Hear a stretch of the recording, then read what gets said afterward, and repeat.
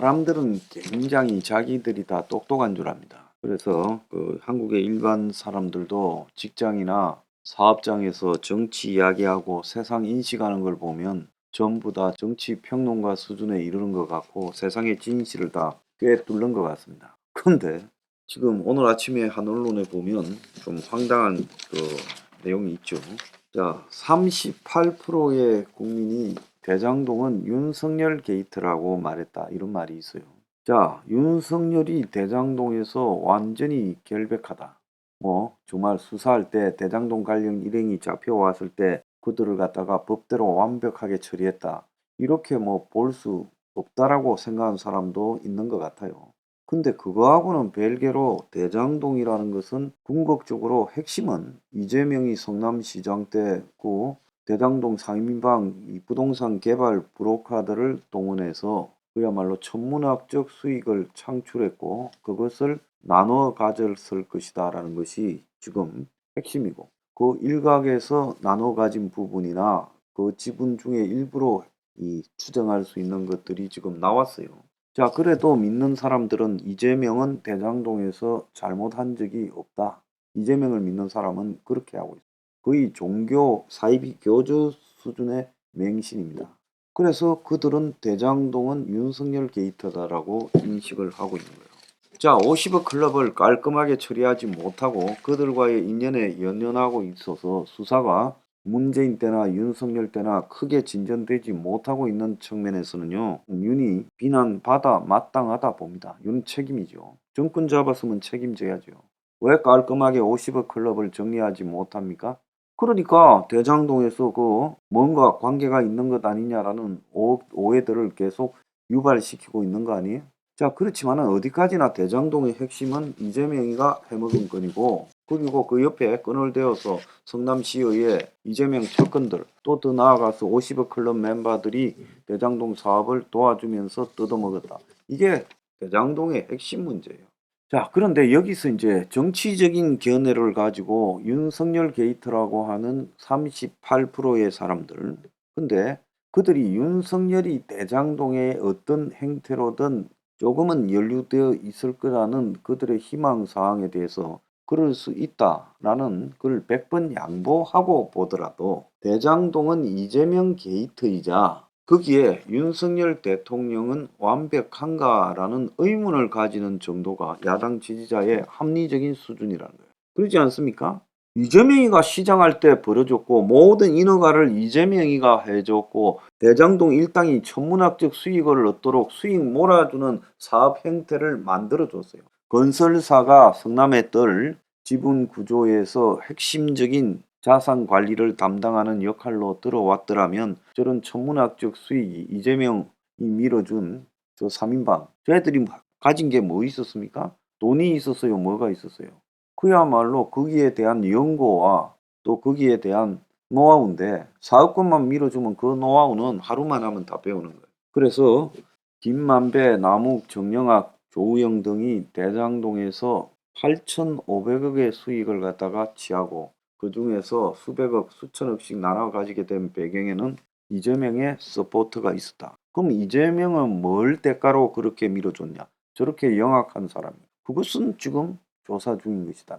그래서 제가 20억 가지고 이재명 측근들한테 줬고 그들에게 지금 간 돈 중에 일부가 이재명 선거에 쓰여졌다. 이렇게 말하지 말라는 그건 코미디에 불과하다. 검찰은 그렇게 수사하지 말아요. 그러면 왜 숨어있는 몸통을 말하지 않느냐? 그걸 끄집어내면 이재명은 50억 클럽의 멤버들을 다 뭘 어떻게 했는지 알고 있을 거니까 그들을 부르라고. 자, 그렇게 해서 나 죽이려면 50억 클럽도 같이 죽자. 50억 클럽의 멤버들은 검찰에서 윤석열과 아주 가까운 상하관계를 맺고 있던 사람 아니냐. 지금 딱 그거잖아요. 이제 이까지는 까놓고 이야기를 하고 진행해야 돼요. 이런 이야기를 하지 않고는 이 사안이 왜 수사가 안 되는가에 대해서 설명할 방법이 없기 때문에 그런 겁니다. 자, 그렇다면 여기서 이제 제가 이 국민들이 가져야 될 입장이에요. 이 수사를 갖다가 철저하게 50억 클럽부터 이재명을 동시에 집어넣는 주범은 이재명이고 50억 클럽도 빨대를 대고 그 사업을 도와줬거나 주도해 보려고 시도했거나 돈을 갖다 꼽는 것을 도와줬거나 은행이 거기에 멤버로 들어오는 것을 도와줬거나 다 해서 받아갔어요. 그냥 받아갔겠어요. 이 50억 클럽도요. 뭐 우리가 그랬습니까?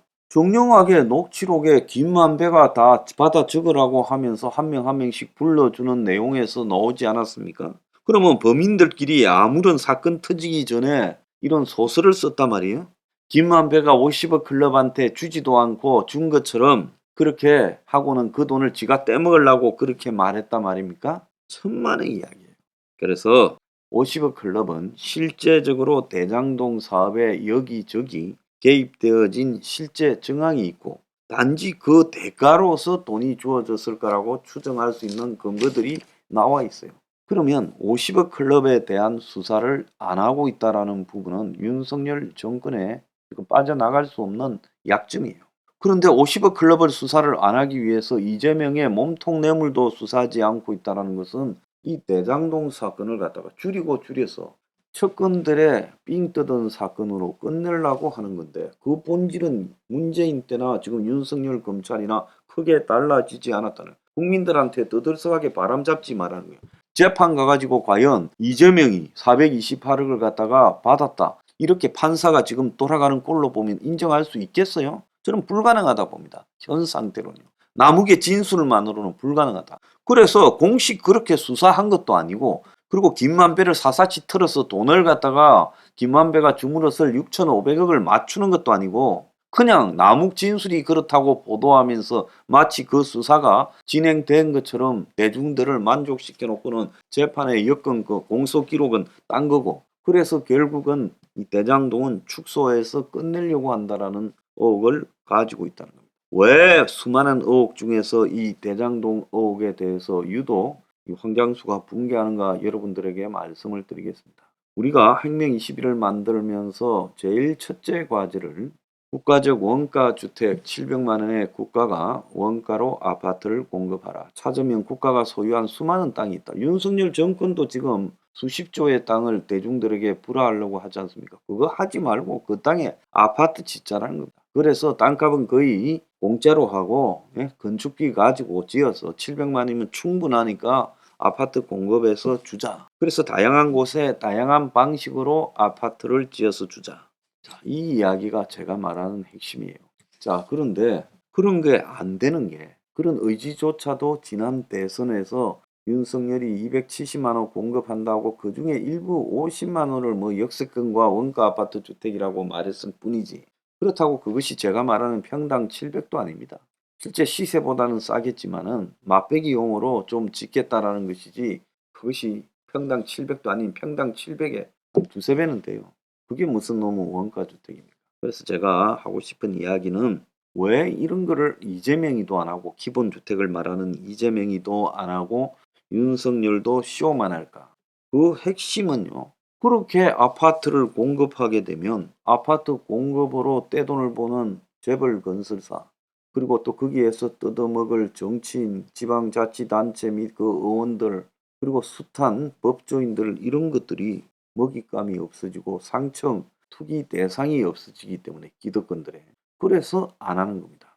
그래서 이번에 대장동이 모처럼 이재명이가 대선에 나온다는 바람에 이재명이 시장 때 저지른 비리 중에 하나로서 빠졌고 정영학이가 이재명 캠프에 갖다 줬고 검찰에도 갖다 주면서 어쩔 수 없이 마지못해 수사가 착수돼서 그 일단이 국민에게 공개됐고 자 그래서 거기에 보니까 대장동의 아파트의 전체의 수익금이 1조 5천억 이상이 되고 그중에 이 김만배 일당이 먹은 것이 화천대유가 먹은 것이 8,500억 이상이 된다. 그래서 지금 4조 원 정도 되는 아파트에 지금 공식적으로 뜯어먹은 것만 해도 그거고 거기에 건설사가 또 감춰놓은 또 비자금까지 합치게 되면 궁극적으로 대장동에서 2조가 훨씬 넘는 그러니까 4조짜리 아파트에 2조가 훨씬 넘는 이 수익과 비자금들이 조성될 거다. 이렇게 좀 추정이 돼요.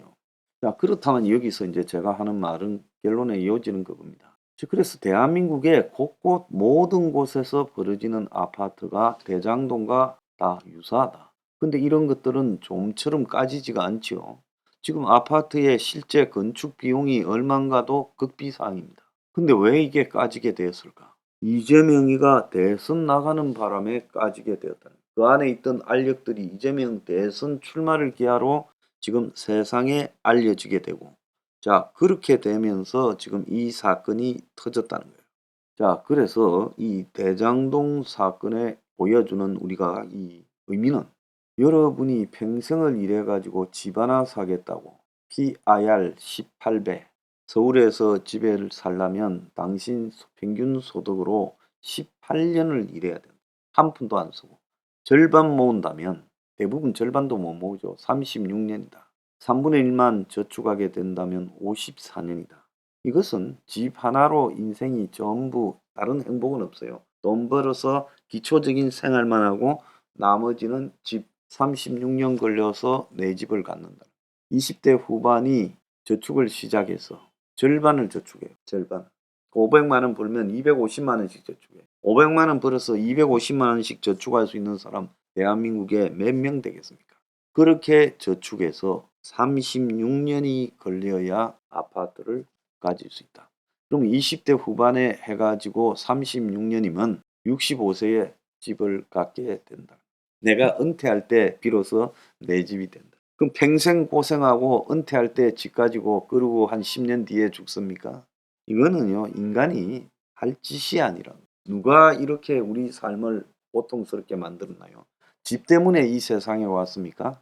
사람이 살아가기 위해서 필수적인 공간 하나 때문에 내 인생의 대부분의 황금 시대를 먹을 것도 못 먹고 쓸 것도 못 쓰고 영화도 못 보고 놀러도 못 가고 죽도록 일하고 돈 모으고 땡. 이거는요, 인간 사는 세상이 아니라는 거예요. 그래서 누가 이렇게 만들었냐? 이것이 정치인과 지자체 단체장과 투기꾼들과 건설사가 이렇게 만든다. 그럼 대중들이 이 대장동에서 드러난 진실을 보고 우리가 사는 세상, 거기에 가장 기본이 집이잖아요. 집 없이 살 수 있나요? 실질적으로 국민의 절반이 집이 없잖아요. 그런데도 분노하지 않습니까? 그래서 제가 여러분들에게 하고 싶은 이야기는, 이건 바로잡아야 된다. 이건 사람 사는 세상이 아니다. 그래서 그 진실을 폭로합니다. 누가 대장동에서 어떻게 뜯어먹었나. 근데 진실은 대부분 덮어놓고 관중들에게 맛배기로 유동규와 김용, 정진상이 그리고 김만배, 남욱, 정영학이 쇼만 보라고 던져놓고 그걸로 끝. 그리고 이 부동산에 관련된 진실은 드러내지 말자. 어떻게 보면 이 대장동의 진실이 드러나지 않도록 막고 있는 것은 기득권 대부분, 투기에 능한, 투기로서 재산을 이루어온 기득권들이 대장동 사건이 낱낱이 까발려질 경우 그들이 만들고 있는 거대한 국민 쇠뇌 사기극이 드러날까봐 그러는 거 아니겠습니까? 여러분들은 그 생각을 좀 해보시기 바랍니다. 그래서 이걸 폭로하니까 뉴핑을 탄압합니까? 그래서 오늘 집회를 하는 겁니다. 여러분, 그 진실을 정확하게 아시기 바랍니다.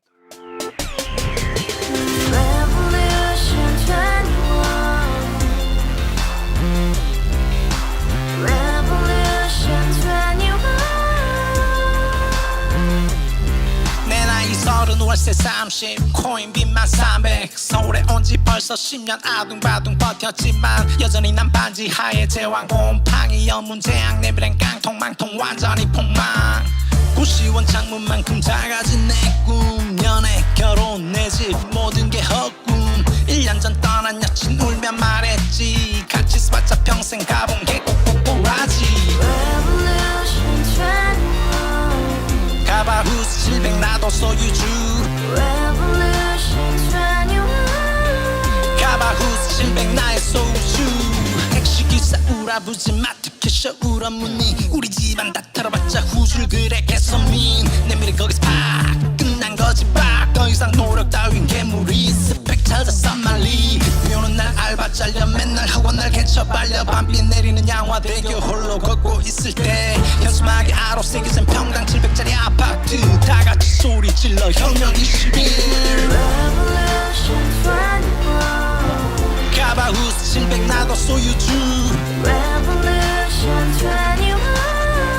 가봐 후스 700 나의 소유주 You and I, we live together in the house